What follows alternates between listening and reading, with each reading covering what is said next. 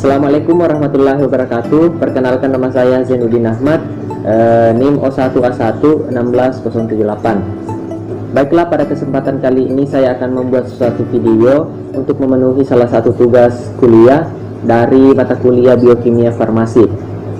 Langsung saja ke materinya, yaitu ada 6 sub pembahasan mengenai sistem pencernaan. Baik, sistem pencernaan. Yang pertama yaitu pencernaan secara umum. Pencernaan makanan merupakan proses pengubahan makanan dari ukuran besar menjadi ukuran yang lebih kecil dan halus, serta memecah molekul makanan yang kompleks menjadi molekul yang sederhana dengan menggunakan enzim dan organ-organ pencernaan. Proses pencernaan makanan terjadi secara fisik dan kimiawi, sehingga pencernaan makanan dibedakan atas pencernaan mekanik dan pencernaan kimiawi. Pencernaan mekanik adalah proses penghancuran dan penggilingan makanan secara fisik menjadi potongan-potongan kecil. Proses penyerapan partikel makanan oleh tubuh dengan bantuan enzim pencernaan disebut pencernaan kimiawi. Baik, selanjutnya yaitu proses terjadi di masing-masing organ pencernaan. Organ pencernaan itu ada bermacam-macam. Yang pertama yaitu ada rongga mulut. Dalam rongga mulut terdapat beberapa alat pencernaan, yaitu gigi, lidah, dan kelenjar ludah. Pencernaan mekanik terjadi pada rongga mulut saat makanan diubah menjadi bolus. Yang kedua yaitu ada kerongkongan. Kerongkongan merupakan saluran penghubung antara mulut dan lambung. Melalui kerongkongan, makanan didorong masuk ke dalam lambung dengan gerak peristaltik. Makanan hanya membutuhkan waktu 6 detik untuk sampai di lambung dari mulut. Yang selanjutnya yaitu ada lambung. Lambung terletak di dalam rongga perut di bagian bawah diafragma. Lambung memiliki daging yang elastis sehingga dapat menyimpan makanan dengan kapasitas 2-4 liter. Makanan dicerna dalam lambung kurang lebih 6 jam. Setelah itu kain meninggalkan lambung menuju usus halus. Selanjutnya yaitu ada usus halus. Usus halus merupakan tempat terjadinya pencernaan secara kimiawi dan tempat penyerapan zat-zat makanan. Makanan yang masuk ke dalam usus halus ini bercampur dengan enzim yang dihasilkan dari hati dan pankreas. Selanjutnya itu ada usus besar. Usus besar, air dan makanan yang tidak tercerna selanjutnya akan masuk ke saluran pencernaan makanan yang disebut dengan usus besar. Fungsi utama usus besar adalah penyerapan air yang masih ada dalam saluran pencernaan.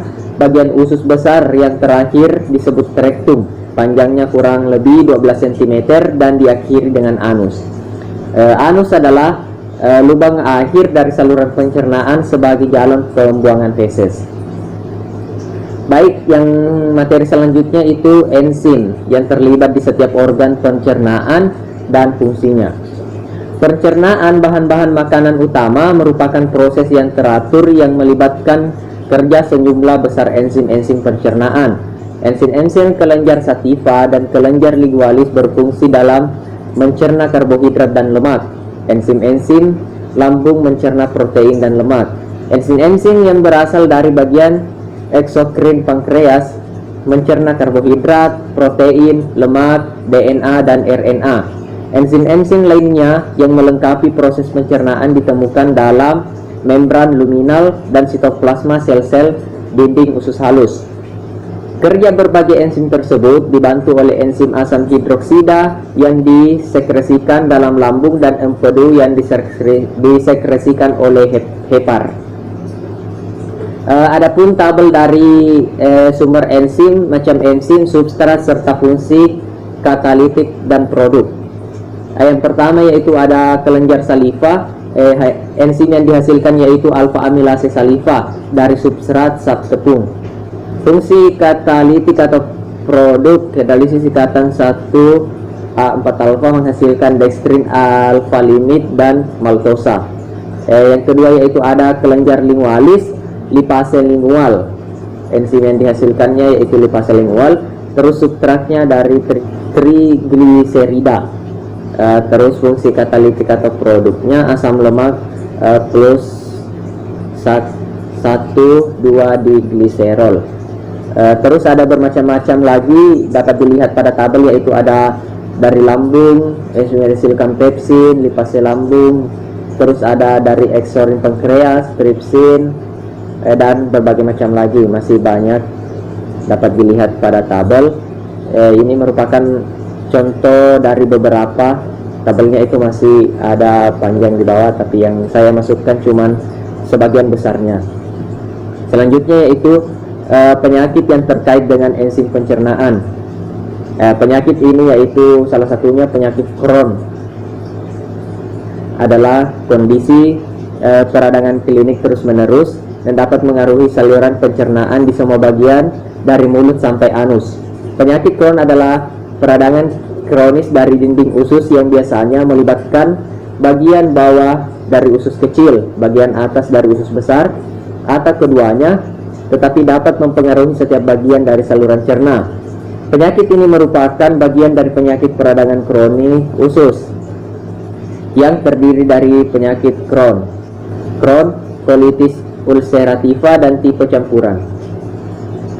Baik prinsip dan penyebab penyakit tersebut, yaitu sampai saat ini belum diketahui etiologi penyakit Crohn yang pasti, tapi banyak mediator inflamasi yang telah diidentifikasi pada penyakit Crohn.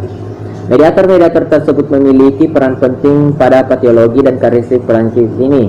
Sitokin yang dikeluarkan oleh makrofag karena respon daripada sebagai rangsangan antigen berikatan dengan reseptor yang berbeda, kemudian menghasilkan efek-efek autokrin, parakrin, dan endokrin.